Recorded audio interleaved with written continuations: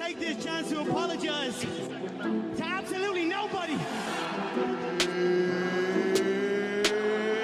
It's time! Back in your life. This Tuesday, June 30th, 2020. This is the Church of MMA podcast. Yes, it is. My name is Mason Knight. That over there across from me is Tabor Cragen. Oh, yeah. How you doing?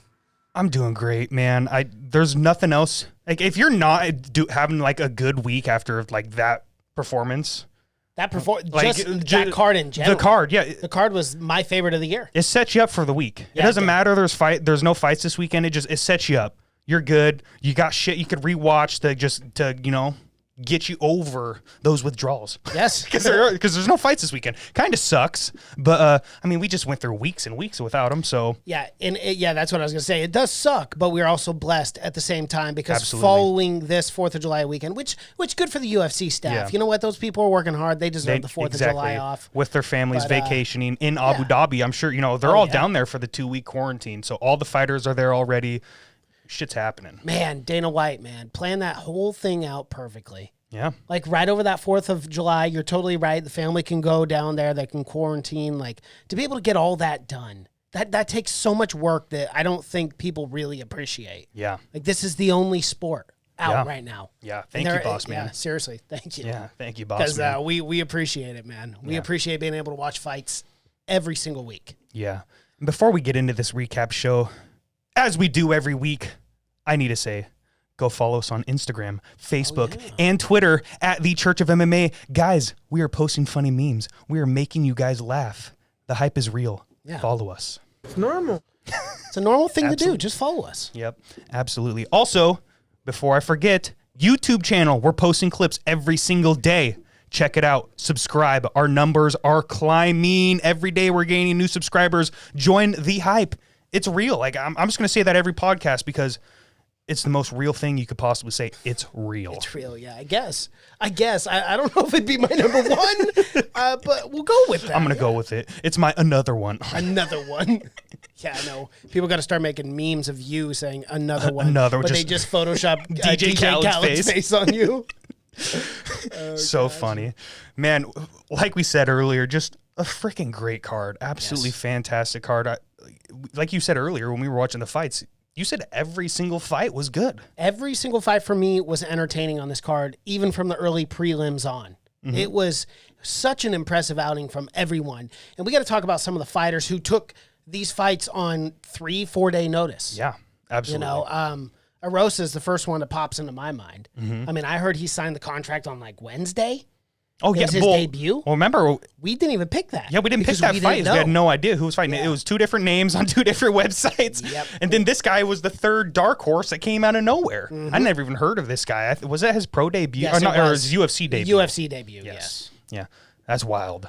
Wild, man. And it was a great fight. Against Woodson's, a savage, yeah. Woodson's an undefeated fighter. He's no joke. His boxing is great. What was his professional boxing record? Like 46-3? Oh, something stupid like something that. Stupid yeah, like crazy. Or 26-3, something like that. It was wild. But nonetheless, he stood in there toe-to-toe with them. Yeah. And it was a great fight. I was so impressed for an early prelim. Yeah, it was a great fight. Great finish. After losing the first round like that, like the way to come back. Oh, yeah. That shows your heart, too. Yeah, absolutely. That shows a guy who wants to be in the UFC. Mm-hmm. Like, you see it. Because, it's either make it or break it for some fighters. You get to that point and it's, oh, shit. You might know you getting your ass kicked and it might get to your head, but not this guy, man. He stayed in there tough. It was a hell of a performance. Yeah, well done by him. Bossman wasn't there, but hopefully he saw it. Hopefully he watched all these fights. So, a quick little thing. I was listening to the Schmoes podcast with John Anik. Shout out the Schmo. Shout out John Anik. I'm sure he was listening. talking. Yeah, I'm sure they are. He was talking to Dana White before Dana White goes on the Schmo Zone. That's the Schmoes podcast, the Schmo Zone. Yeah. So Dana White's been on there multiple times, and when Dana White was walking into the studio, he goes, "Man, how did Andre Feely not get $50K for that performance, man?" It's because he already gave out all the performance bonuses. He goes, "Oh fuck, thanks for reminding me. texted someone, gave Andre Fili $50K right then and there. Oh, really? So nobody talks about stuff like that. Yeah. Like there's definitely backdoor wheels and deals. Like if you're fucking showing out on your fights and you don't get a performance of the night, there's still a chance you're getting some extra cheddar, man. Yeah, which is real nice. That is really Which nice. is something you want to see for sure. And yeah, I don't want to jump into the whole John Jones thing and what he said. No. Yeah, not right now. We'll do that in MMA news. But. Yeah. Shout out Kay Hansen, 10th Planet, Brazilian Jiu-Jitsu Savage, UFC debut. It was also the other girl's UFC debut, but the other girl was an Invicta former champion at 115. Yeah. So for Kay Hansen, after getting a nasty cut like that, to get that armbar, it was very, very good technique. And it was huge. It was a Kay huge Hansen, win. also coming from Invicta, is only 20 years old. Yeah, second youngest fighter on the entire UFC roster Under Hooper. Hooper, yep. Yep. Who's only 1 month younger than her. Yeah, crazy. Young talent, up and coming. Like it kind of scares me in the little spit because like if we're fighting UFC caliber fighters at this young, like Well, the sport's only going to evolve and grow and become better and better. And Dana's right to a certain, or Dana White is right to a certain extent. It is a young man's game. You know, it is. So you see these kids who are 20 who have had that time to develop since 12, 13 years old. That's what I was going to say is these kids have been training since they were 12 years old. Some are younger, training at 6. Like some of these savages coming up are legit. You bet my daughters and sons are going to go and do jujitsu and kickboxing class and stuff at 4 or 5 years old. Absolutely. Yeah, dude. Yeah. Just self-defense. It's just important. But yeah, huge shout out to her. Dude, there was a guy that bet $37,000 on her. Because he said he had watched her in Invicta. He knew what the kind of fighter that she was. And so he really had a lot of faith in her. Put $37,000. Ended up taking home 52. That's crazy. So that's nice. That's crazy. It must have been like a minus 115 or a 110. Yeah, she was. Yeah, it was a slim favorite, but crazy. Well done on him because holy shit, absolutely, that much money on a UFC debut. Oh my god, because anything can happen in this sport, guys. Like you could have the most locked pick ever, and then fucking Matt Serra knocks out GSP. Like shit happens, guys. So that's crazy. Just the fact that someone would spend that much money on that. But either way, our last shout out before we get into our picks, Tanner Bozer with the first round KO of Felipe Lins. Yeah. Oh my goodness, dude. Felipe Lins, like, that's not just some Joe Schmo. Like, he fucking went to war with Andrei Arlovsky in his last fight just a few weeks ago, I felt like. It wasn't that long ago. No. It was one of the Jacksonville fights, I believe. And this guy's a 205er fighting at heavyweight saying, fuck it. He's pulling a Gian Vellante. Yeah, I was going to say a Vellante, which we'll get to that. Didn't quite look like Gian Vellante. Yeah, no. No, but super impressive. It called out Maurice Green by the end of it. Yeah, I guess they had a little scuffle or something. Yeah, some sort of beef out by the pool. You know, some sort of little beef happened. I don't really know. No one really even went into it. Neither guy really did. So who knows? Maybe some words were exchanged. Maybe some pushing, shoving, just a bunch of chest puffing. Hopefully that fight happens because now there's legitimate heat behind it. But either way, it is time for a recap show, Mason. Let's do it. First fight we picked. I forgot his first name. Pena versus Kamaworthy. Why did I? Luis Pena how did I versus forget his name? Luis. Violent Bob Ross. Oh my! That's all I was thinking. I wanted to call him Bob Ross, but I was like, I got to call him his name, and I was like, the fuck's his name? I can't believe I just did that. Well, Either you know way, what happens. it does happen. Violent Bob Ross versus Kamaworthy. Wow, what a great fight, actually. Yeah, for sure. This was a calling out party for me, mainly in the. We saw exactly where Luis Pena is in his striking.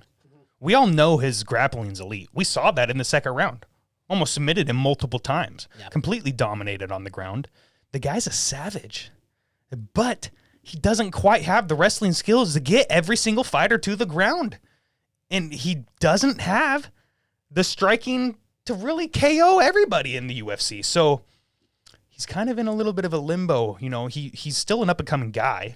Yeah, I mean, and- he's still got a lot of room to develop. He's still a young guy as well. Yeah, and he's definitely, his striking's not bad by any means. He was No, throwing it's a lot not of ones bad. and twos, but it was just those 3 and 4 punch combos Yes. that you didn't see a lot of from Luis Pena coming against Kama Worthy. But again, you got to respect Worthy's power and how quick he is and how he moves his head. His head movement's just phenomenal. Dude, his hands are so fast. so fast. He's So fast. You quick. don't see some of those jabs coming. No, in those combinations too. He'd throw 2-3 punches and then a leg kick finish it, or a calf kick, and it's like those combinations were starting to wear on him. Yeah, So, absolutely. yeah, but great main prelim fight for sure. Yeah, and it was anybody's fight in that third. It really was. I felt like Kama, edged out the first. Pena obviously won the second. Maybe in some judges' eyes, I mean, we talked about how stingy 10-8s are. In some judges' eyes, that might have been a 10-8 round for Pena. But it wouldn't have mattered. Yeah, It didn't matter. It ended in the third. it did. That guillotine was tight. And it was so tight, Pena didn't take very long to tap. No. That's when he's not going out tap. That's a, oh fuck, he's gonna break my neck tap. So that's a tight squeeze right there. That's how you know that was a savage guillotine. Well done by Worthy. Of course I didn't pick him. Nope, nor did I. We both went with the violent Bob Ross, so no points for us there. No points. Well, then it went right into that Sean Woodson fight. Once again, great fight. But the fight after that, Gian Villante versus Maurice Green. Before we even talk strategy, breakdown fights, who threw the better punches, blah, blah, blah, blah, blah, we got to talk about Villante's gut. Oh, okay. Dude, how many pizzas that man been eating? Well, I mean, to be Dude, he's huge. He's used to not look like that. No, he did not. I mean, he fought a light heavyweight. So Yeah, no, he and definitely 185 at one point. I mean, he put on 50 pounds since his last fight, which is incredible. But, you look at a guy like Maurice Green, I do understand Villante's strategy to a point, and I don't think he looked out of shape. I think he paced himself well for a heavyweight. No, he just had a big pot belly. Oh, yeah, absolutely. Oh, yeah. There was but a with pot belly on Maurice that Green, one. he's so big. I mean, what is he, huge, 6'7", dude. 250 massive. pounds, 260 pounds? So it's just like, I get what Gian was trying to do there, but No, he was winning the fight. Yeah, he was. He was winning the fight, pot belly and all, dude. He looked great. Yeah, I thought he looked good. I thought he looked great. It's just, I just couldn't stop staring at his back. I was like, that's Gian. I didn't recognize him at first. When he was wearing the mask at the face-offs, I was like, who the fuck is that guy? I was like, I had no idea who he was. And I was like, oh, wait, what? That's Gian Villante? It was just crazy to me. It was. It was crazy to me. That quarantine hit that guy hard. It hit that man hard. It hit me hard, too. I can't talk shit, but... I think it's hit us all. But it's just funny to me. Yeah. I don't know. But I still took him. I knew he was going to be out of shape. I mean, he's taking it in heavyweight. I kind of feel like obviously the man's going to be a little bit out of shape. I just did not expect the pot belly. It threw me off. It was the only thing I could think of after that. It kind of fucked up my next fight because all I was thinking about was tweeting about the pot belly during the next fight. And that was a great fight too when I went back and rewatched that. But Maurice Green, we got to talk about a submission. Yeah, let's talk about it. What the fuck even was that? An arm triangle? No, it was. You just grabbed him and choked him, I guess. Yeah, no, it was I guess what he was using is his fist to actually like put pressure on the neck, and that's why he tapped. Yeah, and then he. But I don't know what you would call that. Yeah. Yeah, dude, it was weird. Everyone was baffled by it. They're like, "What the hell?" Yeah, is I don't that? know exactly what you call it, but it was nonetheless. It worked. It was impressive. He pulled it off. Worked. The only people I could really think of that could do stuff like that, make a man tap like that, is the boa constrictor himself, Olenek, man. When you're freaking tapping dudes out when you're full mounted, like that's crazy shit. It's crazy. Crazy strength. Yeah, freak strength for sure to just end a man like that. I mean, Villante was obviously a little tired there, but it was just very weird. I saw a lot of people online, like even like Bizping and others were kind of talking shit on that finish. Like, what the fuck? How did he tap to that? Didn't even know what it was. I guess everyone was just so confused. Like, yeah. Well, and he was gassed at that point. I don't know if he would have made it another 2 minutes. But let's talk about this. So let's talk about Maurice Green and his post-fight interview. Oh, yeah. The man, I mean, and again, if you ever want to see the passion like behind these fighters and how much they care about this sport, just go ahead and watch a post-fight, especially on the up and up. You go back in these fighters' careers, and even with the main event tonight, you saw it on Dustin Poirier's face when he won. But Maurice Green broke down in his thing and said, man, he was on the verge of what he thought perceived to be him potentially losing his job. He knew how much pressure was on, and he just wanted to provide. You know, that's all he was saying. But wow. I mean, you really see what these fighters go through, like not just physically. I mean, it's so demanding, the sport, but mentally as well. Yeah, well, he switched camps. He did. He switched camps completely, and he moved. He's trying to move. Yeah. Yeah, he needed the win bonus to move. Yeah. He said, if I did not win this fight, I cannot afford to move my family to Jackson Wink in Albuquerque, New Mexico, which is, you know, he could go buy a nice fucking house for dirt cheap out and you know what, dude? Watch, man, Maurice Green, if he's really working with John Winklejohn, Jones and all freaking them, Winklejohn, I'm telling you, dude, he could be an elite heavyweight Absolutely. 2-3 years. Absolutely. I think that might be his best move. I mean, think about who they have. They have the long, lengthy John Jones. They know the style of the body type. And who's gonna work well? Who's gonna be a sparring partner in training? Absolutely. It's John Jones. Yeah. I mean, I'm telling you right now, Maurice Green could be the real freaking deal in 2 to 3 years. And we need that. Look at the heavyweight division. They're all 32 division. plus. Yeah, it's the worst I mean, seriously, division in the go to UFC the right now. top 10, top 15. You know, they're all 30 plus. So, which I don't know how old Maurice Green is. And in hindsight, I think he's like 34. But nonetheless, it would just be nice to see him. How old is he? 33. Yeah, so That's right. So never mind. I guess nonetheless. Well, he's fairly young. I mean, young in the sport. He doesn't have 150 fights. No, he doesn't. You know, he's only got 14. Professional. So I understand. I mean, Oleksiy Oleinik literally has 150 fights. Like, yeah. Some tread on the tires. What the fuck? It's crazy, Or no dude. tread left. It's crazy. But yeah, picks.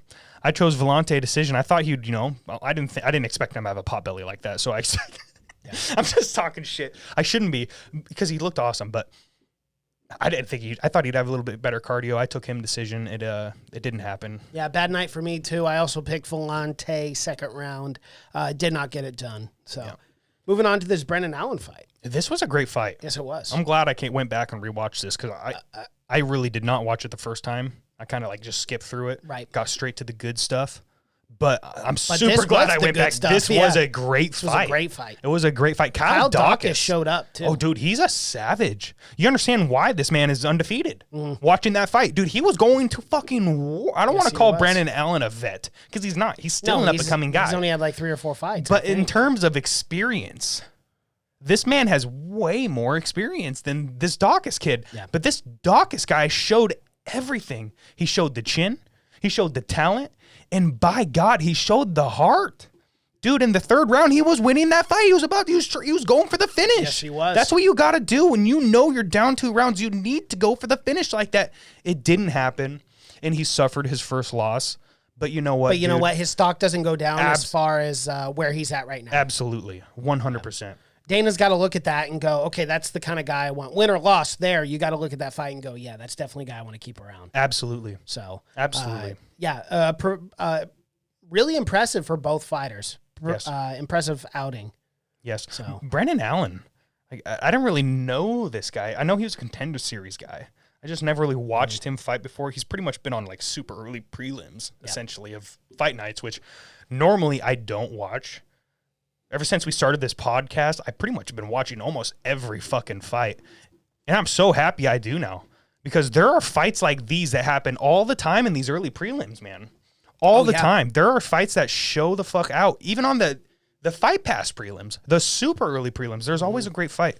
So this guy, I think this was their first time being on a main card. They're probably going to be right back on a main card, you know, because now you know, okay, both these guys show up to fight. Yeah. You know, And they'll go out there and push the pace. Yeah, and they'll put on a great performance, and they're going to be exciting, because that was a very exciting fight. That was a great fight. And like we said earlier, no one's stock goes down in that fight. Nope. And I did take Brandon Allen. I thought just, you know, the experience was going to add up, and it did in those first 2 rounds, man. You could just tell. You could tell who had more fights, who had the more experience. So I got the 1 point there. I took a 3rd-round TKO for Allen. Didn't happen, but still got the win. Yeah, I had Brendan Allen 2nd-round sub, so 1 point from me. Yeah. And he almost had that sub in the 2nd round. Oh. You know that.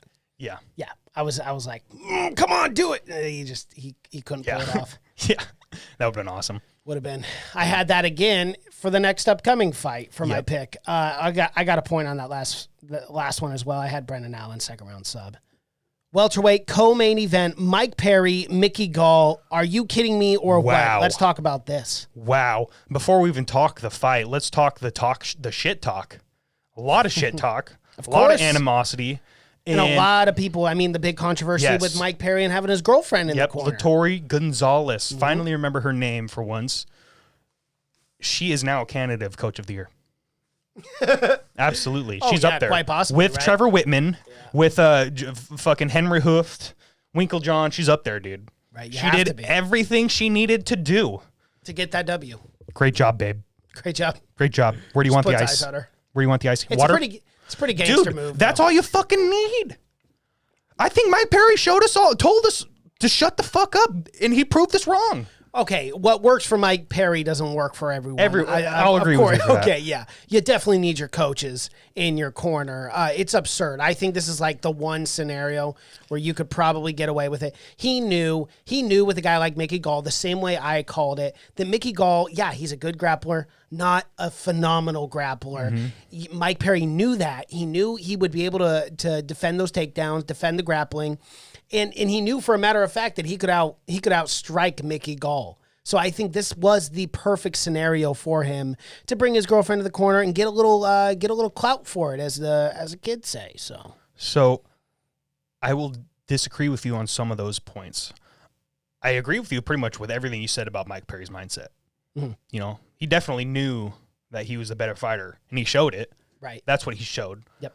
But a lot of people are now coming out and saying, like, talking about how, man, what the fuck do I need a coach in there for right now? Like, I know how to fight. How many people were saying that? I'm like, Jeremy Stevens. That's the first one I could think of. I should have pulled up some tweets because I saw a lot of fighters tweeting about shit like this going, you know what? Mike Perry might have fucking solved the problem. Everyone's overthinking this shit. Going, and Ben Askren said it himself, and he posted a video about it, and he goes, Mike Perry just showed what it is like to fight without overthinking. He goes, almost everyone goes into a fight overthinking everything. Something when in reality, sometimes you just need to go out there and fucking fight. And that's what Mike Perry did. He went out there and he fucking fought. Okay, I think to a certain level, you may be able to achieve that. But go ahead and let's have a Mike Perry Usman fight and tell me who wins that fight. Oh, absolutely. Well, you know, that's where there's levels. Without his coaches. Well, there's levels. But that's what I'm saying. It doesn't matter. If you want to get to the elite level, if you want to get to the top 10, it's nonsense. You have to have your coaches. You have to. Do they need to be in the corner? I mean, why not? I mean, I think you need coaches. You definitely need trainers. Well, yeah, of course. You need trainers. But I mean, even in your corner. Yeah, I mean, you know, I'm not a fighter, so who the fuck am I to say anything? I just watch. I'm just a fan. But it makes sense to me. You need coaches. Like, you need coaches for anything you do in life, you know? And you're trying to tell me you're not going to hear a Matt Serra scream out, submissions or defenses like that you might not be thinking of because you're so overwhelmed because you just got stunned and you're on the ground and you can just hear Sarah just screaming at you, grab his leg, you know, or whatever. Mm-hmm. I think you need coaches, man. But again, I'm not a fighter, so I'm not going to defend it. This isn't the sword I'm going to fall on. But yeah, absolutely. I'm not saying one way or the other. I really don't have an educated opinion at all. Like, I'm a fucking idiot that likes talking about his favorite pastime. That's just all I am. But don't be so hard on yourself. That's the truth. I don't like. Let's be real.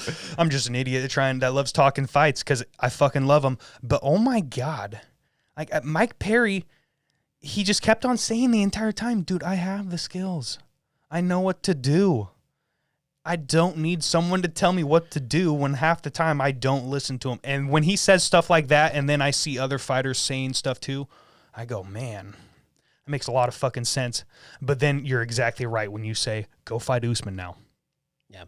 Find out what happens. But again, like I maybe it does. Maybe it starts a trend where fighters start to go in there without their coaches. No, I hope not. Well, yeah.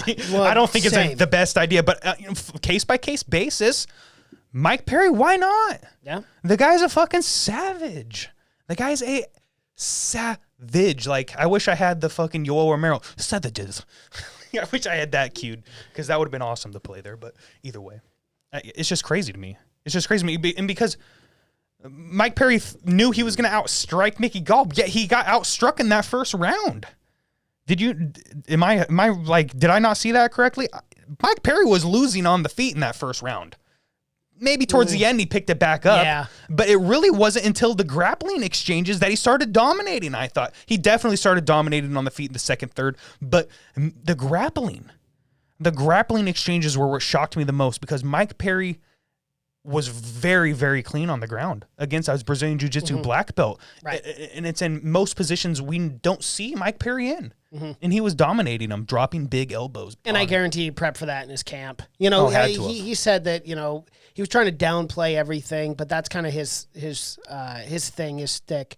But it worked out perfectly. I mean, I really do feel people underestimate Mike Perry all the time. And again, is he going to be world champ one day? Probably not. But he is fun to watch. He is entertaining. So, Dude, I was one of the biggest shit talkers about Mike Perry coming into this fight. I always love watching him fight. I love watching him. Like, don't get me wrong, I love Mike Perry. Like, he's easily one of my favorite fighters. He's up there. I wouldn't say he's top 10, but he's definitely up there. Like, if Mike Perry's on a card, I'm watching that fight every single time. We have to remember, like, everyone was talking, is Mike Perry, if he loses this fight, is he on chopping block? Because it's, you know, it's a lower level Mickey Gall, blah, blah, blah, blah. Like, dude, he fucking pretty much won that fight against Vicente Luque. If his nose wasn't sideways, he would have won. That changed the judge's mind. He won that fight against a savage Vicente Luque, who's now ranked. So there's no fucking way that we can't say Mike Perry, I wouldn't say he's elite welterweight, but he very well could be an elite fighter. Yeah. Very well could be, and proved it tonight because he's showing up to be one of the most well-rounded guys because, dude, to dominate a Brazilian Jiu-Jitsu black belt like that, I know there's levels to black belts, but it doesn't matter. A black belt is a black belt. If you're dominating a black belt on the ground like that, that's a big fucking deal, especially with a guy that does not do that in Mike Perry. So I had Mike Perry, second round TKO, and god dang it, was he so close to doing that in the second round. Could not finish Mickey Gall. Ended up going decision. Those elbows were nasty. Nasty he was dropping. Yeah, but yeah, I took Mickey Gall first round sub. Boy, do I regret that pick. Either way, get a point there. So now the main event, Dustin Poirier versus Dan Hooker for the lightweight main event. And wow, what a fight this was. Oh, my God. Incredible. Oh, my God. Slobberknocker. Fight of the year candidate. Absolutely. Now, I heard some people say that this fight was going to beat Joanna versus Weili Zhang, which no way in hell. Weili Zhang is still versus Joanna is the fight of the year. Absolutely. For me. I agree 100%. But this was a phenomenal fight, and that second round was the best round in MMA this year. Okay. Some people are saying of all time. Chael said of all time. Of all time. He said it was the best round of MMA. Well, I say of of this year. I don't want to go that far yet because there have been some great there's been rounds. some slobber knockers, like dudes just. And that's one thing with MMA too. Is that like for me, what's almost crazier was that Pat Barry Czech Congo round. What the hell? That was the craziest 30 seconds of MMA ever. Yeah. If there was a category for 30-second fights, that was the craziest 30-second fight of all time. It was Absolutely. insane. Absolutely. So, but yeah, back to Dustin Poirier, Dan motherfucking Hooker. Oh my God. Dude, the first two rounds were fucking crazy. They were crazy. Crazy. I don't know if it was the calf kicks. It had to have been. It had to have been the calf kicks. Dustin Poirier could not get started those first two rounds. Yeah, I really think that strategy was just him kind of feeling out Dan Hooker. He knew it was going 5 rounds, and he knew because based on that Paul Felder fight, he knew he couldn't go 5 rounds the same way. That's exactly what I was going to say. He couldn't, and Dustin knew that, and Dustin was going to get warmed up. He's going to read him. He knew he had 5 full rounds, and sure enough, that's what happened, man. Dude, guys got to start checking those calf kicks, man. Because Dustin was not checking shit those first 2 rounds, dude. But it didn't matter, though. It didn't matter. It didn't matter. He's just such a savage. He just fucking walked right through it. Yeah. And I will say this, and I mean this with all due respect to Tony Ferguson, but Dustin is the second best lightweight right now. Absolutely. I agree with you He's 100%. He's number look 2 at his in the resume. world. I mean, it's such a tough resume. He has beaten former champs. He's beaten guys fighting for the belt. He's beat them all except Khabib Nurmagomedov. It's just Dustin's the man. He's the motherfucking man, dude. He is the Conor McGregor fight. He is the most deserving person for a Conor McGregor I'd love to fight. see that too. Absolutely. I'd to love avenge to see that. the knockout at Yes. 145, just killed himself to get the weight, was absolutely hot, hated And that was Conor. early on too. That was Very many early. years ago. So things are so different now. So different. So different. I think Dustin would walk through Conor. I think it would be an all-time classic. Yeah. I think it would be a great fight. Dude, Dan Hooker,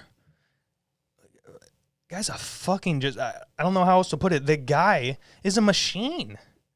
To walk forward, I know he was gassed in the 4th and 5th. I don't want to say gassed, but he was definitely slowing down. We all saw that. He slowed down in the 4th and 5th. Yeah. But to just walk forward constantly like that with just reckless abandonment to land the big shots. He was going for the KO, obviously. Both men were, really. Like, let's be real. That second round. Especially the second round. They were my throwing God. haymakers back and forth, and it was just like rock'em sock'em robots. Oh my God, fighting dude. in a phone booth. Yes. Yeah. Oh my God. It was so crazy. Like, you don't see fights like that. Like that and like the Josh Emmett, Shane Burgos fight. Like, those are anomalies in this sport. Yeah, Nobody we're getting fights them like week that after anymore. week. Yeah, crazy. We've got him, a few weeks straight. Crazy, dude. Absolutely insane. I'm so happy that we how'd get you- 2 savages that to give us a fight. Yeah. like that. How'd you have It was this crazy. fight scored? So the first time I watched it, I thought Dan Hooker for sure the first 2 rounds. Yep. The second round was so crazy. Yes, they were both landing shots and everything, but I just felt like the second round was obviously Dan's. Well, and Dan kind of put the cherry on the top with that like 8-punch combo. Yes. In the last 30 seconds of round 2, where you're like, Dustin might go out. Like Dustin was like, and then right after that, Dustin's literally squatting and leaning over. Yep. And let me tell you, the championship heart of Dustin Diamond Poirier, holy shit, to get lit up like that at the round, the end of round 2, and then to sit on the stool and to just compose yourself enough, and then in round 3 to come out and whoop ass third round. I thought he looked great coming off the stool round 3. And more importantly, at the end of round 4, one of the most, someone's got to clip this. This is iconic. His coach goes, "You having fun?" And Dustin looks up all bloody, and his eye bloody and everything, looks at his coach and smiles and says, "I'm having a blast." Yep. This man was born Beautiful. to fight. Yeah, it was born to fight, man. I mean, that's like going through that. Like, imagine the average human being Oh, being just like, wanna "Please cry, get me out of go here." home. Yeah, I'm in Yeah. hell. No, Dustin's in heaven. He's in his yeah. It's incredible. Yeah, you don't make it to the top 5 of any UFC division unless you love to fight. And Dustin honestly loves to fight. Both these men do. Both these men do. Fucking Dan Hooker. I just cannot stop talking about how tough this man is. The chin on this man is very reminiscent of a Tony Ferguson. Yep. Once again, no one's stock goes down in this fight. Dan Hooker's going to get a big fight after this. Let's Give just him talk some about time, future though. matchups. Let's give him some time. Both of them have a 6-month medical suspension. So they're Dan out for 6 Hooker months regardless. especially needs that. He had that Paul Felder war, 5-round war, and then he comes, and fights Dustin Poirier, a 5-round war. Give that man, he needs about 9 to 12 months off. Guess what? He's going to have a main event in his next fight. Who, Dan? Oh, yeah. I'm not debating Guess that who at the all. fuck it's going to be? Probably Tony. Tony motherfucking Ferguson, dude. Dustin's That's going the to fight Connor, and then Tony will fight Dan. That's the fight. Tony Ferguson versus Dan Hooker. Oh my God. I'd like to see that. Dude. Fight of the year right there. All over the place. It doesn't happen probably this year at all. No, if it doesn't. happens. And But you got to feel bad for Tony, too, because that's definitely not a fight that you win and then get a title shot. The Dustin Connor thing would get the title shot if over it's that. Tony, maybe. Tony, because Tony's Tony. And if there's anybody that could sneak his way into Uncle a title Dana, shot, Uncle- it's Connor, and it's the type of guy like Tony is. Right, but if Conor McGregor beats Dustin Poirier, you're going to try to tell me that they're going to get Tony over We all know what's Connor? happening. Yeah. We all know what's happening. And But then if Connor's Dustin, retired. but then if Dustin beats Connor, you got to give him the shot. You got to give him the rematch. Absolutely. So, Well, Khabib's fucking retiring soon. yeah, he is. So we all know He'll that. have 2 more fights. He'll go 30-0 and retire. If he even has to. Like, who's he going to fight after Justin? This is the most stacked division in the UFC. I know, brother. but who? He's going to rematch Dustin Poirier? What does that do for his legacy? He doesn't give a shit Tony about Ferguson. money. But like we said, Everyone if Tony wants to see Ferguson, that if fight Tony, still. that's what I'm saying. Well, yeah, but you just said if Tony Ferguson beats Dan Hooker, he ain't getting that title shot. And that's Only the fight if Dustin to make. and Connor fight. Okay, now you're making sense. Okay. Right. That makes sense. Yeah. Only if Dustin and Connor fight. But if they don't fight, then shit. I mean, if Tony's ready, let's go that Tony-Dustin fight. I'm cool Oh, no, to I see don't want to see that. I don't want to see that. Really? Yeah. Fucking Poirier KOs him. Yeah. Poirier KOs him. That's unfortunate for me to say, and I say it like it's so certain, but it's not. It's fucking MMA with 4-ounce gloves on. Anything can happen. Yeah. You know, but That's I really what you think see. I really think Dustin KOs him. I do. We all saw Justin Gaethje's performance. That's more the fight I want to see. Honestly, is if fucking let's say Justin Gaethje KOs Khabib, crazy, shocks the fucking world. If that happens, we all know Khabib's getting his immediate rematch. If the first man to beat him will have to beat him twice. Yes. The ultimate test. There's no tougher thing to do in the entire world Then to beat Khabib. not once, but twice. You're going to beat him twice in a row. It's what you have to do. Yeah. The first person to beat Khabib will beat him twice. If they fight twice, they will have to. That's at least what I should say. So let's say that happens. Justin's the best in the world. KOs Khabib not only once, but twice. Crazy. I don't see that happening. Let's be real. You fight Khabib once and you get a win, you're fucking lucky as fuck. But that's the fight I want to see is the Dustin-Justin rematch. That's the fight I want to see Dustin in. Well, and that was a great first fight anyway. Because Fantastic. I don't think Connor wants that smoke, dude. No, Connor doesn't Don't want that smoke, No, man. he doesn't. He don't want Dustin. He don't want nothing to do with that man right now. No. He's avoiding him like Tony. Let's be real. Yeah. You know, Connor, if he doesn't fight Nate Diaz or Khabib or fucking a Gaethje, it's over. Yeah. The man's not fighting. It's easy as that. He's not fighting a Dustin Poirier. Cut and dry. But Dustin Poirier, man, you looked so fucking good, dude. You looked so good. He's going to take those 6 months off.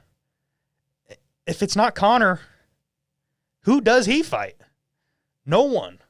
Who's he going to fight? I mean, I want to see the Justin fight, but he's got no one. Because he has to fight down. No, and I'm telling you, the only guy they'd match him up with Is is Connor. yeah, Or fucking Connor. Or Ferguson. Tony. I don't want to see that Tony fight. But that's a realistic fight that could be made. Yeah, definitely. It's a very realistic fight because he's not fighting down.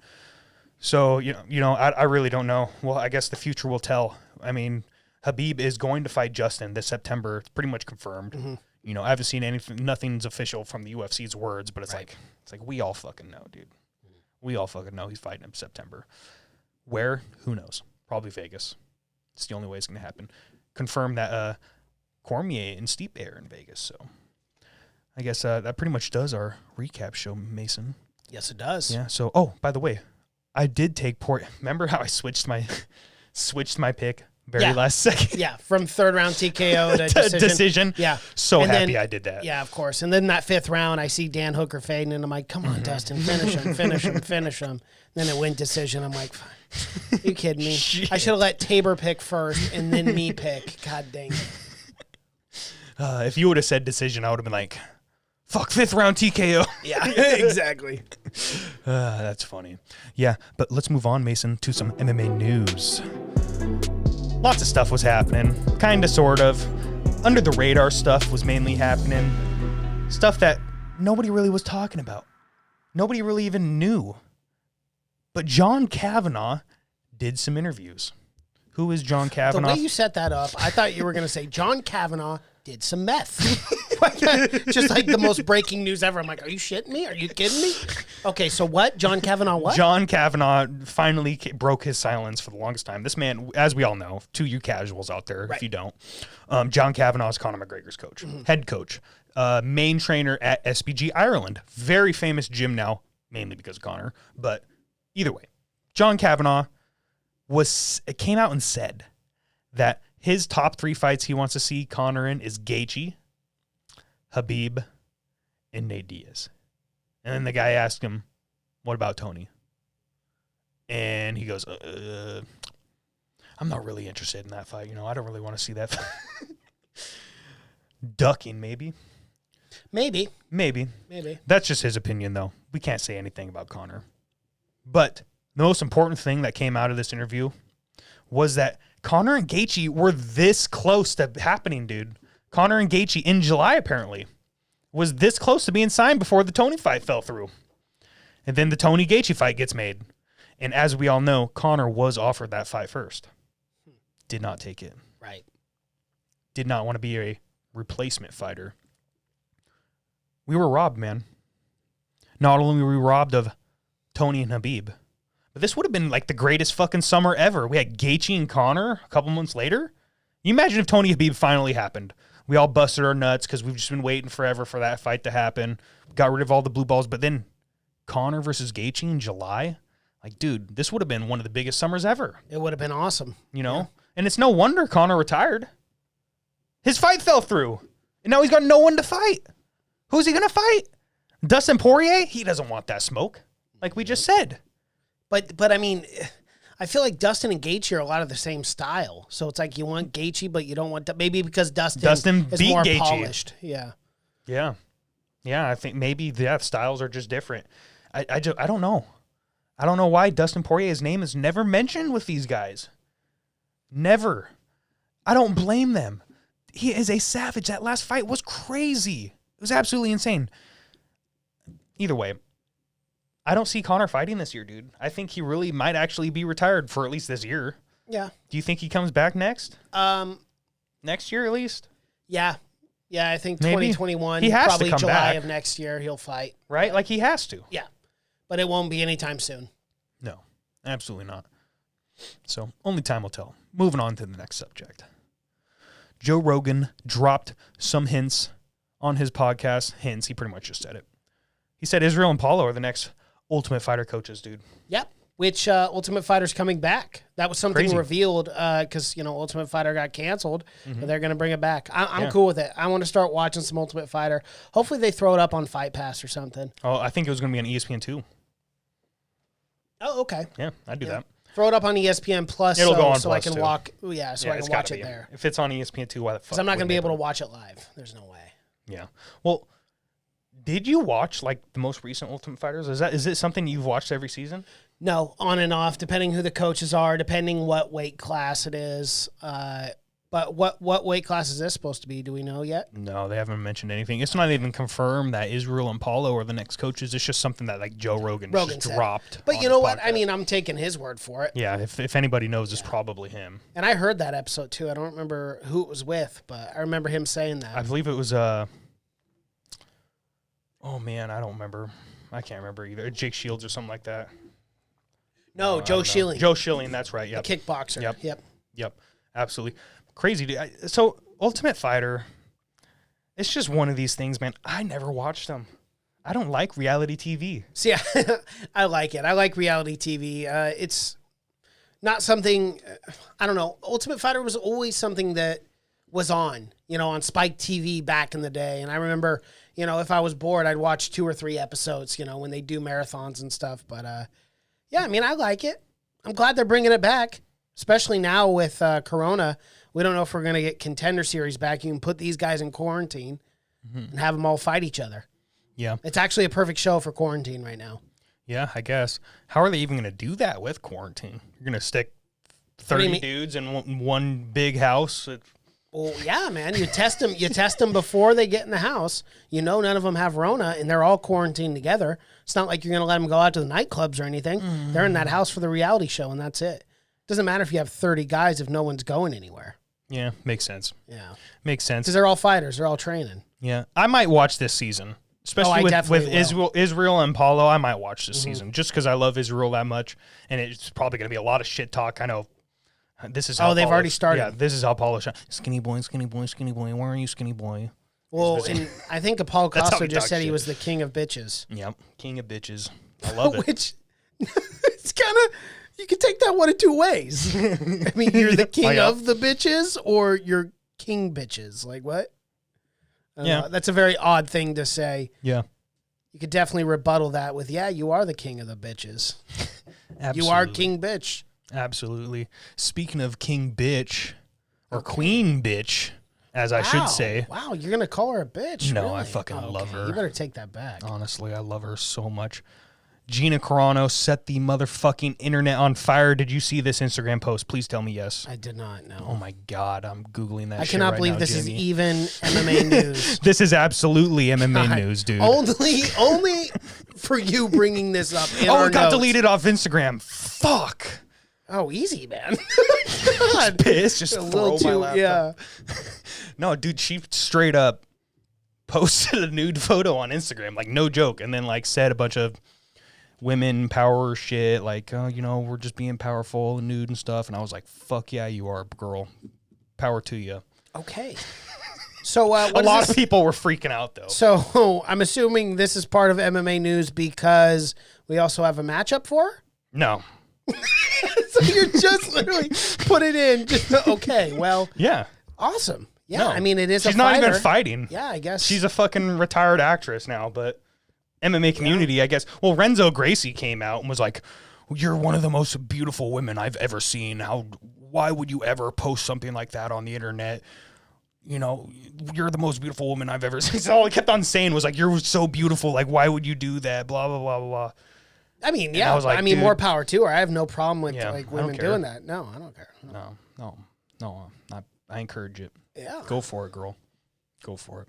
So yeah, that was that was a good MMA. That might have been segment. that might have been the weirdest MMA segment I've ever done. Period. But yeah, thanks for putting that in our show notes, tapes. That's Dude, I can always count on you. There ain't no fucking way that didn't make ripples to the MMA community, because we all know it did. The memes, we've all seen the memes now. Apparently, you haven't. Like, No, I haven't. No, I'm not on the internet much these days. oh man, I'll find that photo for you. Don't worry. You know, I mean, you don't have to make it a priority. Oh, it will be. So next thing of MMA news, Ben Askren and Eddie Alvarez. So I guess we shouldn't just preference. We should just preference it by saying Mike Perry made a little bit of ripples. You know, it wasn't no fucking set on fire like my girl Gina, but some ripples in the MMA community by saying he paid over $100,000 in taxes already this year. And still the IRS man is banging on his door wanting to get paid. That's crazy. Crazy. But So- how is that true?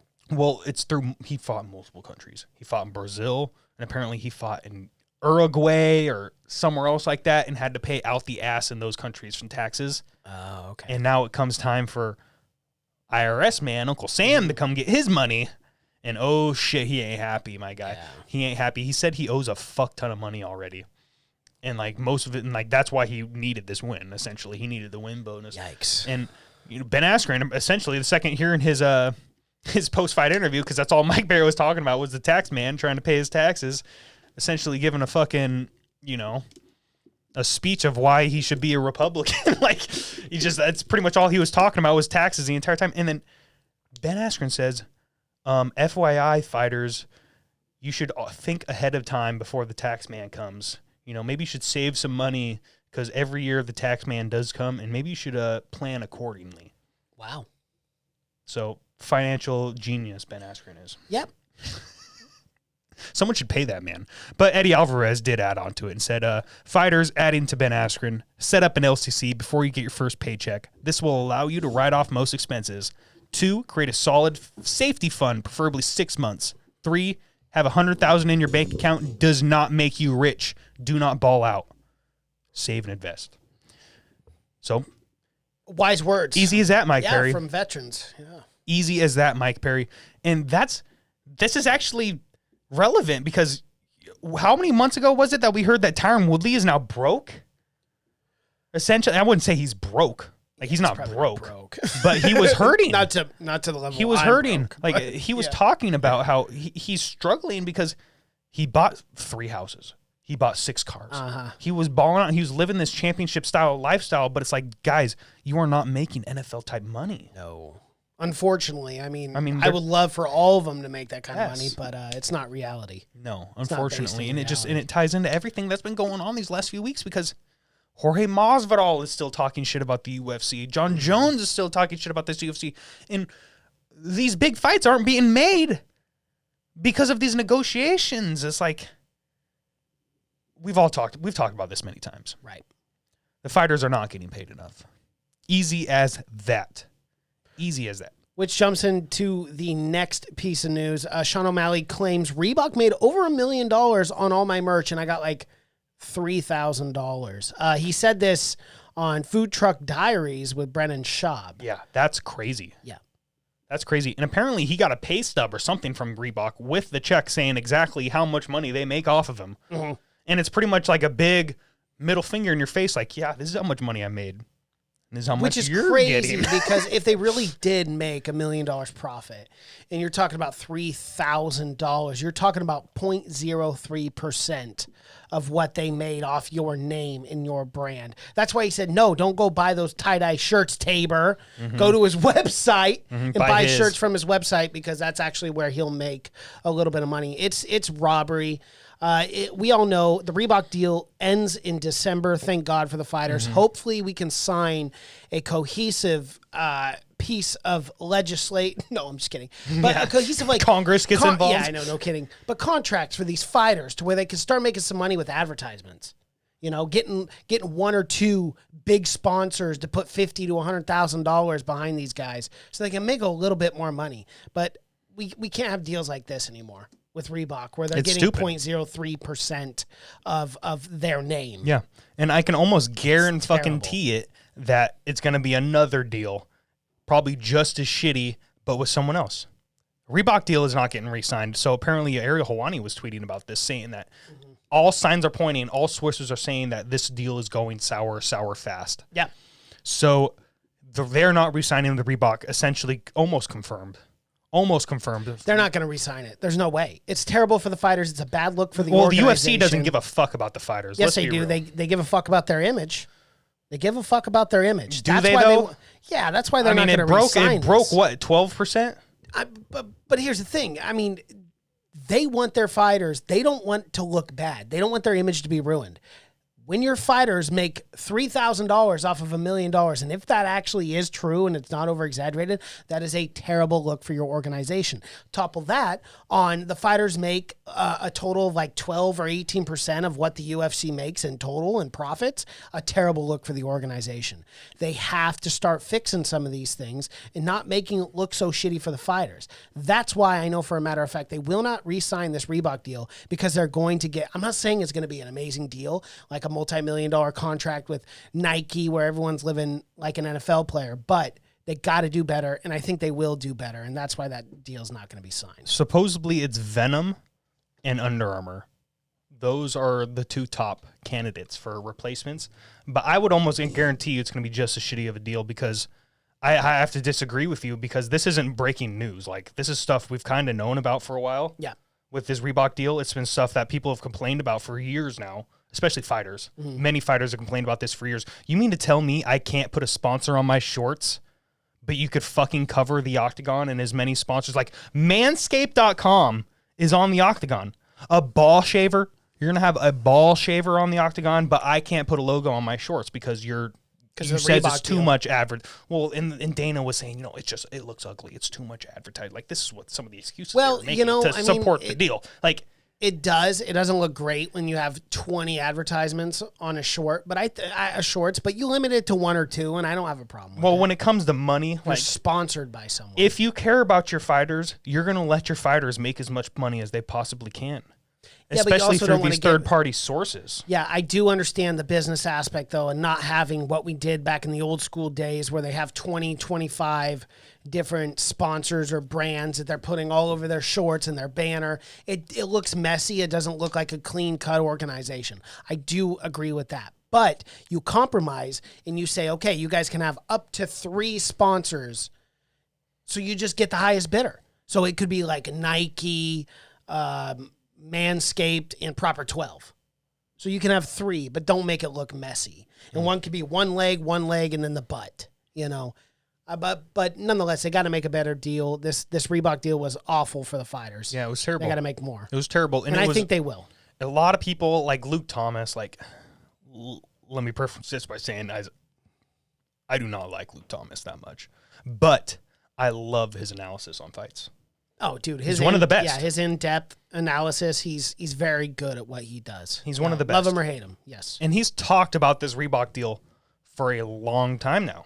Yes, he has. And one of his things that he always says is that this was a deal that Reebok and the UFC came to take power away from the fighters, to leverage their hands for shittier deals, because now they're obviously not making sponsorship money. So now they're more dependent on show and win bonus money.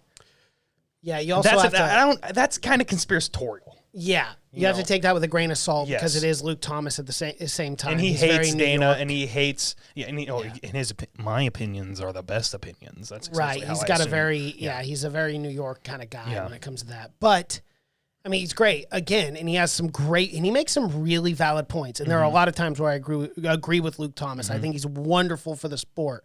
But at times, like with that scenario, that's kind of, take it what you will. That's more of an opinion than actual facts, because I've seen nothing of the sort. Yeah. Well, if that was, even if it was something in the background, like if that's even the littlest bit of truth to it. Yeah, but if it is they're true, it's probably fucked. going to get fucked again. Yeah.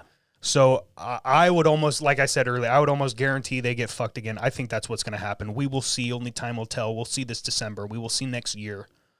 Hopefully the fighters can do something, because they were talking about. Okay, but here's the thing. This is where I totally disagree again, because if UFC really had all intentions of fucking over the fighters and they didn't give a shit, then why not re-sign the deal with Reebok? Because everyone's making a killing. The UFC's making a killing off Reebok. Reebok's making a killing off the UFC fighters. Why change the deal? Because there's a higher bidder, Nike. And you don't think the Under fighters are Armour, going to get any Venom. different cut? You don't think they're going to get any better? Hopefully, I think they will. Hopefully, but we're talking as if they have good representation. Who's representing the fighters on these deals? Well, it's kind of hard Nobody. because it's like a private contract. Exactly. Nobody's. There's no union. There's no is fighting union or any of that sort. exactly. There's nobody representing the fighter at this deal that's being made at this table. The fighters aren't at the table for this deal. Let's be real. They're not. Who's representing the fighters? No one that I know of. It's not like Ali Al-Adiz is out there representing all the fighters. It's like, that's when I don't like unions. Like, I'm just going to be straight up real. I don't really like unions, but there are times when they're very appropriate. And this is one of them, I think. I really want to see a fighters union like we have in the NFL, like we have in the MLB, like we have in the NBA. Right. It's the way it needs to go with these big major sports organizations, in my opinion. So, yeah, but hopefully, I hope they make as much money as possible off of this new deal, because they were talking about maybe getting some custom shorts out, even with this Reebok deal, before it ends. Bryce Mitchell was going to get his Thug Nasty camo shorts. That's what I heard. He wants to fight this October. Maybe he'll be in them. Maybe. We'll see. Only time will tell. But either way, next piece of news. Anthony Smith is back. He is already fighting. He's got a fight in August against Alexander Rakic. Oh my goodness. He couldn't have fought someone else. Well, and you gotta find a knockout artist. Like, not only that, but I mean, Anthony Smith fought late April? Yeah. No, it was May, early May. Yeah, May, mid-May, June, July. That's wild. I cannot believe that. But if two broken orbital bones, right? like but if we know anything about Anthony Smith, look at his career. He's got 40+ fights professionally. This man gets in the octagon time and time again, over and over. This man has always fought 3 or 4 times a year. Like, that's just Anthony Smith. That's what he does. That's why they call him the Lionheart. And, he probably wants to get the bad taste out of his mouth. I think it's a little bit too soon, given the damage that he took against Glover Teixeira. But, again, Anthony Smith is going to do what he wants to do. And if he thinks he's ready to fight, then more power to him. And I hope he goes out there and puts on a professional fight. Or, a good performance. Good performance. That's what I meant. Jeez, Yep. Wow. Words are hard. Words are hard. It's getting late. Either way. Yeah. It's obviously it's too soon.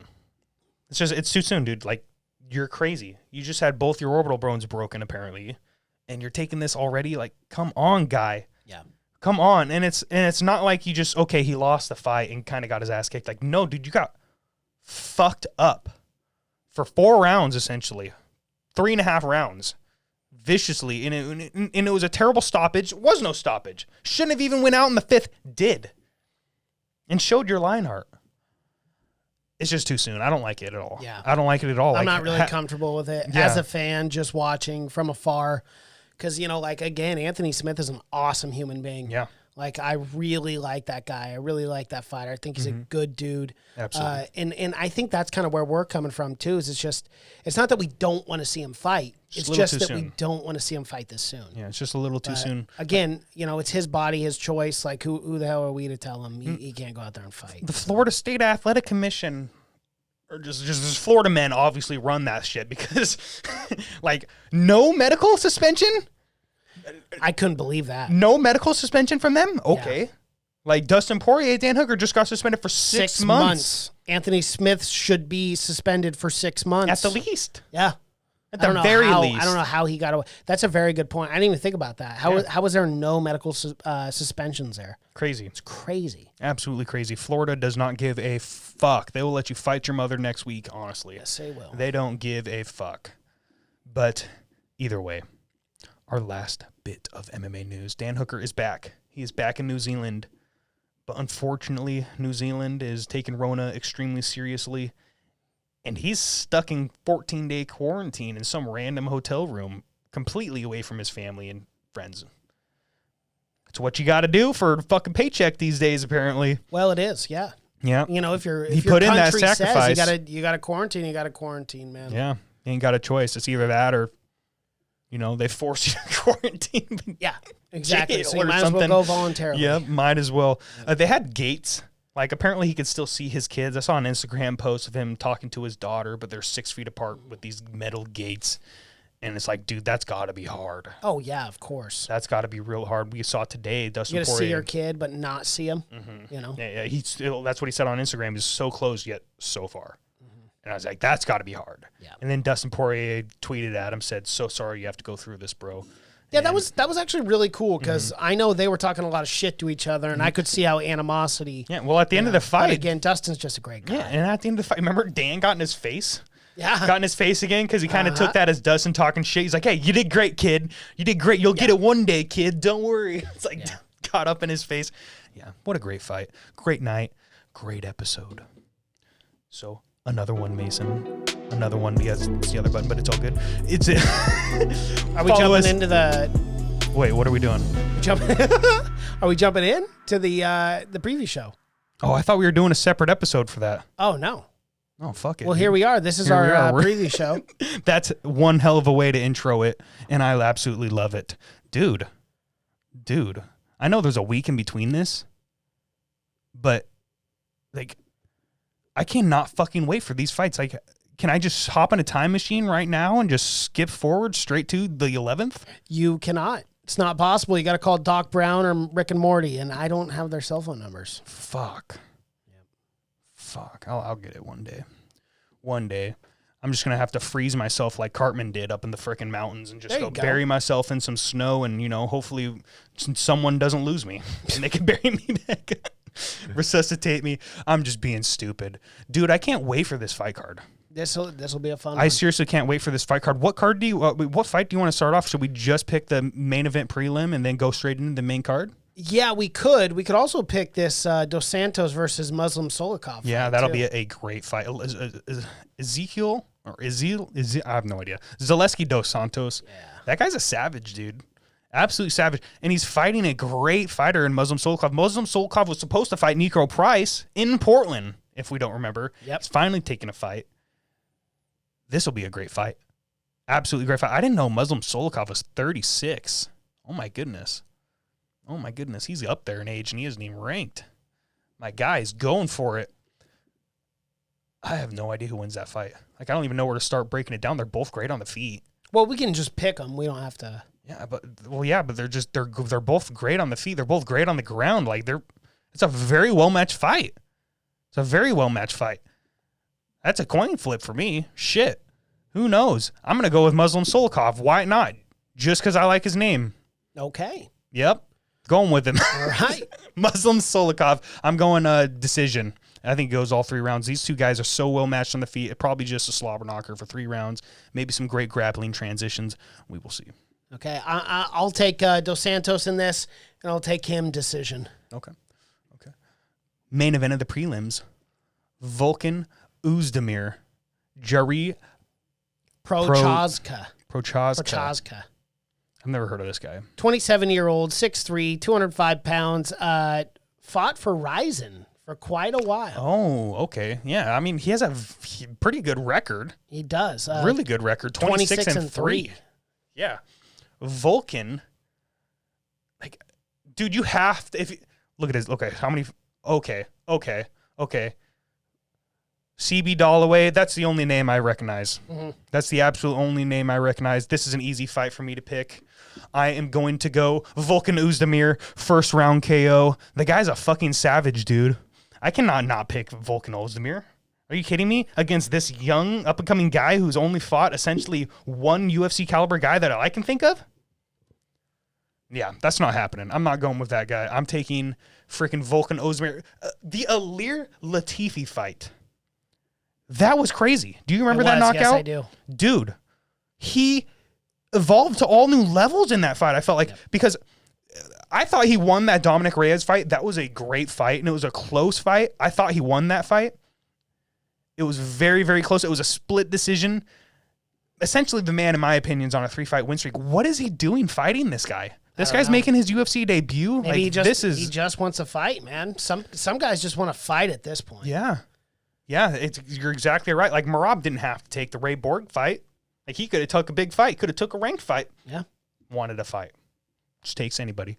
Yeah, so Vulcan's a savage, dude. Absolute savage. His boxing has got to be some of the cleanest boxing in the entire light heavyweight division. Probably the only better boxer. Maybe Dominic Reyes. Maybe. But once again, we saw that fight. I thought he lost. This is going to be a great fight. Like I said, Vulcan Uzdemir, first round knockout. I'm not going with that other kid. I mean, you never know. I mean, maybe he shocks us. I counted out, who was it, when he made his debut. Can't believe I'm forgetting his name. I'm going to sound like an idiot when I say it. Justin Gaethje. Oh, there. I counted him out when he made his debut, dude. I was like, this guy's going to get knocked the fuck out by Johnson. PFL, yeah. Yeah. I was like, this is way too soon for this guy. What is he doing a top 5 guy? And then you never know. You never know. You never know. This guy could shock me. I'm going to go with Vulcan Uzdemir, and I will go decision. Okay. I think it'll be closer than what we think. Alrighty, moving on to the first fight in the women's flyweight division, Amanda Ribas versus Paige Van Zandt. Tabor, how do you see this one going down? Oh, my goodness. I'll tell you how I see it going down to the ground. It's absolutely going down to the ground. And Amanda Ribas is getting a finish, dude. Okay. Absolutely. 100% Amanda Ribas is getting a finish. She's going to be better on the ground, better on the feet. I think she is just a better fighter. Let's be real. I'm not going to say I'm not taking Paige Van Zandt seriously, because I am. I am taking her very, very seriously, and I have to, because she is fighting a girl that is a fucking savage, and I almost feel like the UFC is setting her up for a loss so she doesn't have the negotiating pole at the table. Well, because she's been going around, she's been doing kind of that tour and talking on everyone's podcast about how she wants that new free agency. Negotiation. She's going to be a free agent after this fight. She's going to test the waters. She's going to get deals. Bellator is going to beat whatever the UFC offers. Well, of course, her husband's over there at Bellator anyway. And that's where she probably wants to be. Yeah. That's probably where she wants to be. Same organization. She could pull a Dylan Dennis. She could be an Instagram model for 9 months out of the year, fight once a year, make a fuck ton of money in that one fight. Yeah. And then just do that. Yep. And be with her husband. That sounds like the way to go. Paige, you got your fucking plan done and set. Like, that's the way to go. And there is nothing wrong with that at all. Nothing. You're making money. You're doing what you love. You're with your husband. I mean, that's the life. It is the life. Yeah. So I'm not shocked she did not sign a new deal. You know the UFC wanted to re-sign her. The UFC does not want to let her go. No, of course not. No, and she's cash cow. Man. Absolutely. I mean, I'm not calling you a cow, Paige, obviously, but you get what I'm saying. I don't want to call her the cash female. Cow is a... Yeah. I don't want to call her the female Conor McGregor, but she's damn near close, dude. She's the most popular female fighter by far. Whoa. By far. Bigger than Amanda Nunes? More popular. Oh, I guess popular. Yeah, based on... Okay, if we're talking skills, all that bullshit, it's not even in the same level. Yeah, I get what you're saying by popular. But popularity, like, she's the most popular woman fighter, period, I think. Yeah. You know? I mean, is it warranted? I would love to see people get behind a Rose Namajunas. I would love to see people get behind maybe a Wei Li Zhang. Well, yeah, Joanna. But let's be real. Paige Van Zandt, she's like so ridiculously hot. It's like the second they got her on the UFC roster, she was a star, dude. And they knew it. and they knew it. So no wonder they're setting her up with a freaking savage like Ribas. No wonder. They're trying to either kill the star or get the negotiating pole come with that L. I don't know. I'm taking Amanda Ribas decision. Okay. Actually, no, I said finish. What am I thinking? I should have wrote all this shit down. We didn't even write nothing down. I'm going Amanda Ribas, 3rd round TKO. Oh, wow. All right. I'm going to go Amanda Ribas, except I'm going to go 1st round sub. Ooh, okay. Alrighty, moving on to the women's strawweight division. Jessica, this is the highly anticipated rematch, was formerly a title fight. Jessica Andrade versus Rose Namajunas. Okay. Don't laugh at me when I say this. Alrighty. This might be my main event, dude. No joke. This might be my main event. Yeah. Really? Dude, I don't think anybody realizes how big of a fan of Rose Namajunas I am. Oh, no, we know. Dude. You got a t-shirt, brother. Dude. I fucking love Rose. I think she is essentially the strawweight god right now. I think she's better than Joanna. I think she's better than Zhang. I think she's going to fucking prove it that she's better than Jessica. She absolutely looked phenomenal against Jessica in that first fight. Phenomenal. And to get dunked on your head like that. Yeah, that was just an unfortunate, KO through just a throw, And it was a vicious one. Mm-hmm. It was scary. It was a very scary KO. I thought she broke her neck. Yeah, well, it didn't look bad. Good. It was very bad. I was very, very nervous for her. She was out cold. It was bad. It looked bad. But she is going to rebound after this, I think. I'm going with a finish. Kind of like her head when it hit the canvas. Yeah. It rebounded. It did a little bit. It bounced. It bounced like a basketball, dude. It was the fucked up part was she didn't really fall on her head. It was more her neck. Yeah, it was. She fell straight on her neck. In all seriousness, it was vicious. Scary. It was scary. I honestly thought she broke her neck. Her record, it's not the greatest record ever. She has those 4 L's, but I really do think she is the best strawweight. Period right now. I think she's the best, and I think she's going to prove it. I am going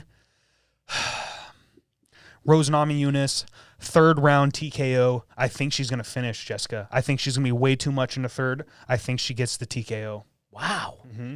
And I really want to go decision. Like, this is a division where girls usually do not finish each other, And Jessica Andrade is fucking tough. Yeah, she is. She is a super tough girl, but Weili Zhang put her away in the 1st in her last fight. Mm-hmm. I'm not going to say her chin's compromised. That's just how hard Weili Zhang hits. Yeah. But Rose Namajunas will be the superior boxer. She will find her shots. She will be the more accurate person on the night, and she will touch Jessica's chin enough to make her crumble.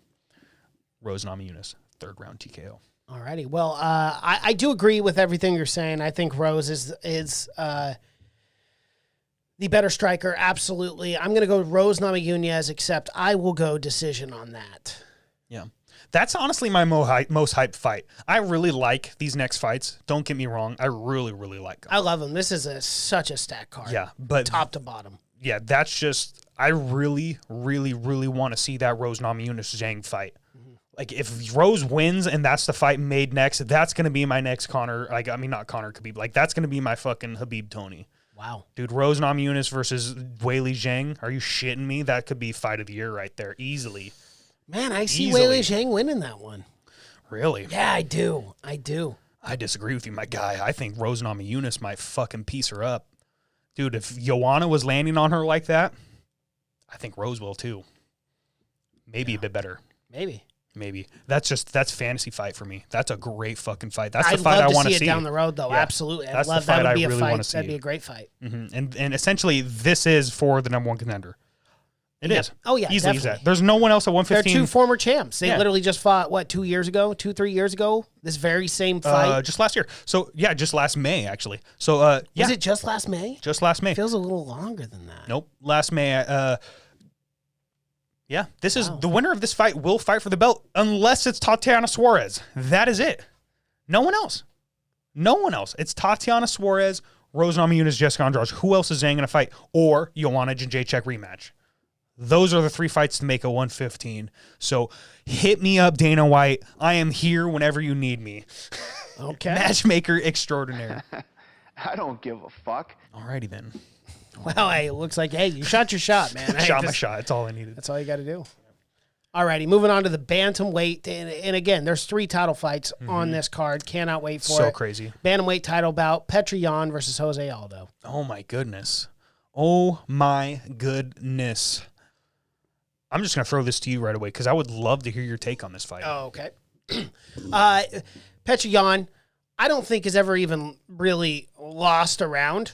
I mean, yeah, he's got 1 loss on his record, but as far as all the predominant fights that I've watched him in, this dude's phenomenal. He's on another level. Jose Aldo looked great, absolutely great against Marlon Moraes, and I thought he won. Obviously, I thought it was a very close fight, but I do not see him being able to out cardio Petr Yan. I think Petr Yan's just going to put on a pace the Jose Aldo cannot stand. And one thing we know about Jose is he fights when he feels like he's down or whatever, he'll really go for it. He'll try to be the tougher guy. And I think Petr Yan will get the job done in the 3rd round. I say Petr Yan TKO 3rd round.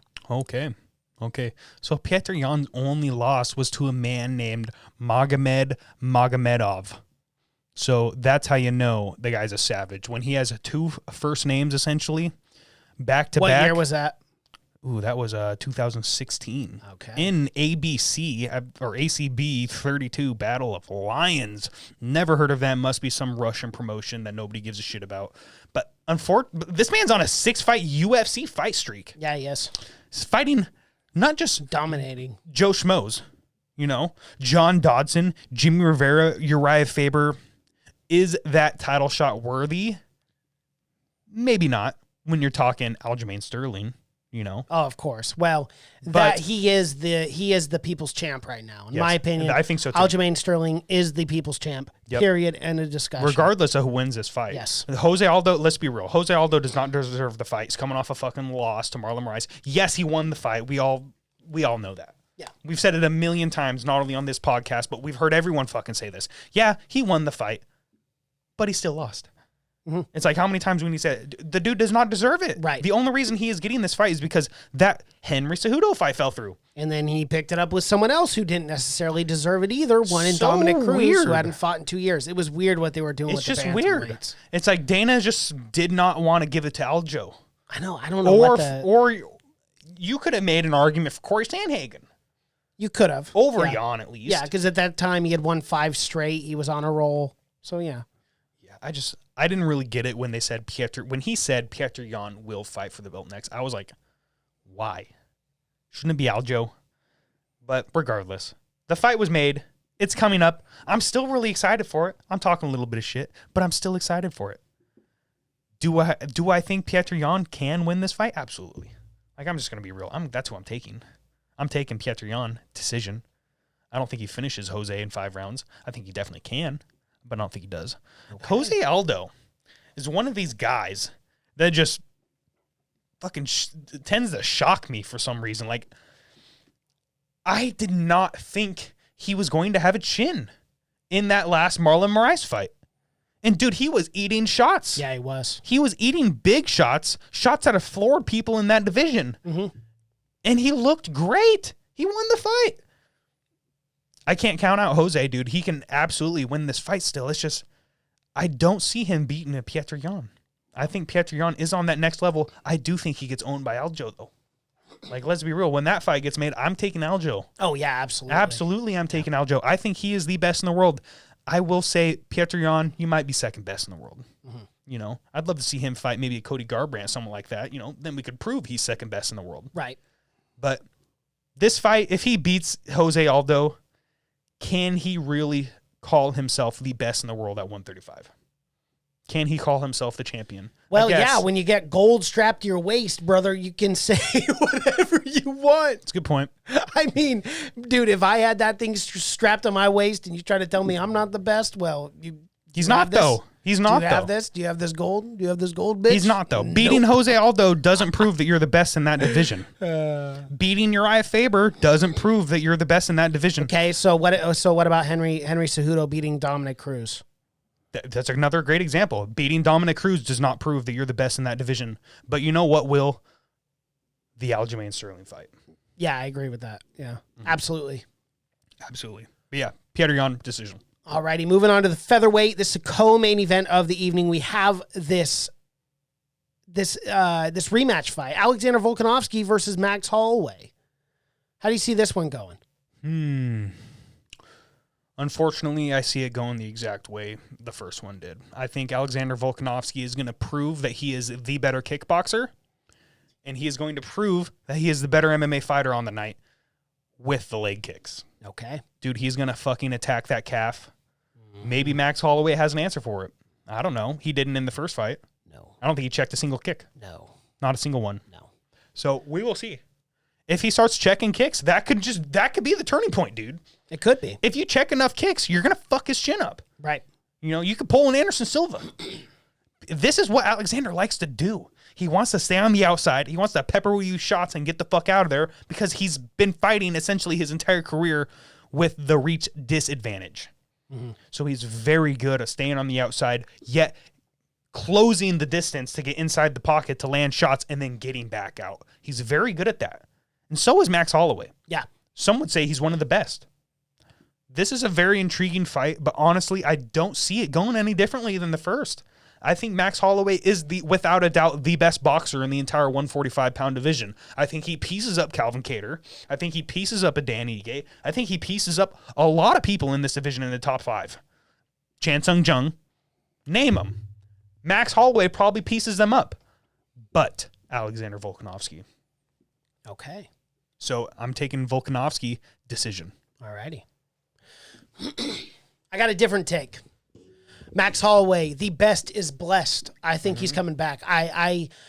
Something interesting about the fight, if you go back and watch the fight, and if you look at the judges' scorecard, Max Holloway won rounds 4 and 5. He started to have an answer for Alexander Volkanovski. I think Max is smart. I think he knows what he's doing. He's calm, cool, collected. He did not even blink an eye, didn't even bat an eye when he lost that belt. He was doing interviews with his son. He was happy. Jerry. Right, he's went on Jerry. He is in the right mindset because he knows he's going to come out in this fight, and I think he's really going to surprise Alexander Volkanovski.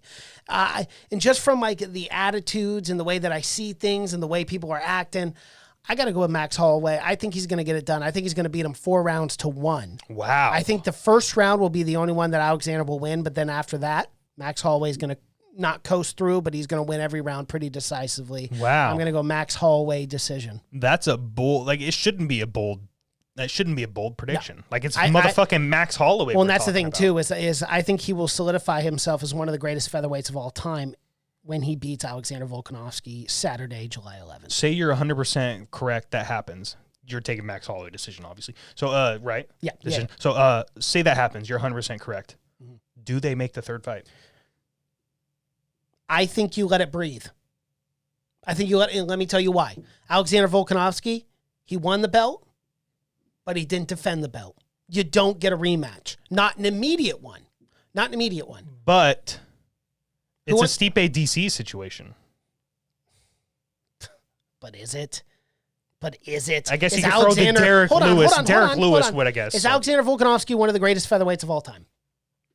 No, you cannot say that right He beat one of the greatest featherweights of all time. Okay, yeah. You can say that. Would you say both Stipe and DC are 2 of the best heavyweights of all time? That's why you can make that trilogy fight. You can't make this trilogy fight on the merits that Alexander Volkanovski is one of the greatest featherweights of all time. No, but that'd be doing a disservice to so many other featherweights. If this is, I guess it depends on if it's an entertaining fight or not. Well, and here's right, exactly. If it's an extremely entertaining fight, it's back and forth. It's fight of the year candidate, but Max Holloway wins 4 rounds. No, I don't see the immediate rematch. This is what I see. I see something. They don't want to make this rematch stale. They know that they're going to have the trilogy. If Alexander Volkanovski were to hypothetically lose this fight, he would go on, take another fight. He'd win that fight. Max would take on a guy like Korean Zombie. Or Brian Ortega, well, not Brian Ortega again, but like a zombie or something like that. Or Zabit. Or Zabit, whatever. Good luck. Magomed Sharipov. Sharipov. Yeah, I couldn't remember if some. I know his name. It's just I couldn't remember him. Sharipov. Yeah, Magomed Sharipov. Yeah, I disagree with you. I think if Alexander Volkanovski, obviously, I think they go for the third match. The immediate. Maybe it takes 6 months, just like this did, but yeah, why I'd be not? willing to put $20 that they don't, no matter what. Really? Yeah, I would. Okay. I would on that. Okay, so decision both ways, different opponents. Moving on to the welterweight main event, the championship fight against two teammates, Kamaru Usman and Gilbert Burns. Taves, how do you see this going down? Well, to the ground. Absolutely. Absolutely. If this is not going to be a Colby Covington fight. Kamaru Usman is going to use his wrestling. And if he doesn't, he's going to lose. Easy as that for me. If he doesn't use his wrestling, if he doesn't take Gilbert down to the ground and try to grind on him, try to land big TKO, I guess I'm just not going to say he's going to finish him. I don't think Kamaru Usman finishes Gilbert Burns. Easy as that. I should just say that. But he can most definitely win a decision. Is that the pick I'm taking? I don't know. I'm not. I'm not taking Usman by decision. So I have one option left. Which is the other I am opponent? taking motherfucking Gilbert Burns, dude. Okay. I don't know exactly how he's going to win this fight, but I am taking him. Yep. He most definitely can. He can win this fight. Dude, he might be the most dangerous opponent for Kamaru. Name a more dangerous opponent for Kamaru right now other than Gilbert Burns. Leon? Maybe? Yeah, Leon Edwards. Well, Leon had the fight. Kamaru already beat him. Kamaru already beat Leon. Beat him pretty decisively. Yeah, but that was years ago. 5+ years ago. Years ago, still beat him. Yeah. And Rocky, you got offered the fucking fight, dude. You didn't take it. You did not take it. Squandered your opportunity. Jorge Masvidal. Is that a dangerous fight for Kamaru Usman? Obviously it is. It's a dangerous one, but it's one that Usman would win. Yes. Yeah. We all know he's the better, superior wrestler. Right. He's been Askren him to death. Yeah. And it's the way he would have to win because he ain't winning on the feet. I see Gilbert Burns as a Jorge Masvidal with the wrestling and the jiu-jitsu of a Colby Covington, Ben Askren, fucking name a good jiu-jitsu player. He's world champion, dude. He has all the weapons to beat Kamaru. He does. Can he do it? Yes. Will he do it? I don't know. But I have to go with him. I can't not pick him. I'm taking Gilbert Burns. Decision. Okay. Gilbert Burns decision. I'm going to stick with that. And that's a rough pick for me. That's a really rough pick for me to take because Kamaru Usman's a fucking savage, dude. Yeah, yes. That top pressure is unbelievable. But he will be laying on top of a Brazilian Jiu-Jitsu black belt, and not just any Brazilian Jiu-Jitsu black belt, a Brazilian Jiu-Jitsu Abu Dhabi world champion. So I just have to stick with him, dude. I think he's way too dangerous. Doesn't matter where it goes. He can knock Kamaru out. He could finish him on the ground. He could finish him from the bottom. Probably not going to happen. Nobody gets finishes from the bottom anymore, unless you're Maurice Green, Tony Ferguson, someone like that. But yeah, I don't see any of that happening. I'm sticking with Gilbert Burns' decision. Okay. I will go. Originally, I was going to go Gilbert Burns as well, but I would really like to catch up on some points and, to stick with the champ. I mean, after that Colby Covington fight, it's real hard not to pick Kamaru Usman. So I'll go Usman. I think, Gilbert Burns is too tough to finish. So unfortunately for this one, I got to go decision. Yeah. As well. I'm going to go Kamaru Usman decision. Yeah, that fight goes all 5 rounds, and we just saw that Gilbert absolutely has the cardio to do it. The way he put the pace on Tyron, oh my God, crazy. And dominated him like that, dude. He showed way better cardio than Kamaru. Yeah. Kamaru's gassed after the 4th or after the 3rd. After the 3rd round, every fight, Kamaru's really huffing and puffing those 4th and 5th. He has the heart to do it, has the cardio to finish, but he doesn't have the cardio like Gilbert Burns does. So that's really a huge factor for me, at least. You know, it's just the cardio. So, yeah, I think that'll be a great fight. It'll be an absolutely great main event, and it'll be an absolutely great way. It'll be an amazing card. Yeah, I'm so excited for this. It'll be a great way to finish off our international fight week. Yep. And, oh, my goodness, I'm so happy. I'm just going to be happy, man. I can't wait for these fights, dude. I just can't wait. Fight Companion. Coming up, Saturday 11th. Yep. Be there, be square. It will not be live stream. We are still working the kinks out. Yeah, we are. We are trying our best to get it out to you guys. But all we can do is hope and pray to the MMA gods that no one fucking falls out in this last week, because this preview show, it's a bit early. It's a week early. A lot of things can happen in this week. A lot of crazy things. Fights can drop out. Yep. Fights can be remade. Title fights can drop out. We got to remember, Max Holloway dropped out of what, like 3 fights a year and a half ago? 2 years ago? Pray that doesn't happen. Yeah, no kidding. Oh my goodness, I'd be so I don't think it will, though. I don't think it will. I got high hopes for this card. Yep. I think we're good. Yep. Just like this episode, it's all good. So another one, Mason. Another one in the books. So everyone, go check out our Facebook, Instagram, and Twitter at The Church of MMA. We're making you guys laugh. Hit us up. Be sure to check us out on YouTube, The Church of MMA. Be sure to subscribe there, like that video, comment below, do all those things, guys. My name is Mason Knight. That is Tabor Cragen, and this is The Church of MMA. Peace.